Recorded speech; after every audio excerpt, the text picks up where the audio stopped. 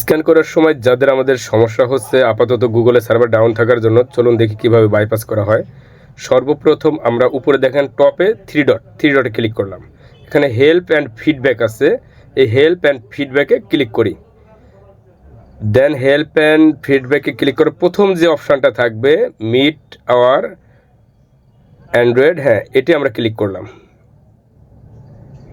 এরপর আবার থ্রি ডটে ক্লিক করলাম, শেয়ার আর্টিকেলে ক্লিক করব। প্রথমটায় শেয়ার আর্টিকেলে ক্লিক করার পরে এখানে ক্রোম ব্রাউজার দেখেন চলে আসছে, ক্রোম ব্রাউজারে ক্লিক করব। ক্রোম ব্রাউজারে ক্লিক করলে একদম দেখেন এইখানে লেখা আছে ইউজ উইদাউট নিচের যে লেখাটা ইউজ উইদাউট, এটাই ক্লিক করব। এখানে আবার উপরে থ্রি ডটে চলে যাব, আবার শেয়ার আর্টিকেলে যাব। এখন আবার ক্রোমে ক্লিক করব, নো দিয়ে উপরের এখানে লিখবো আমরা ওপেন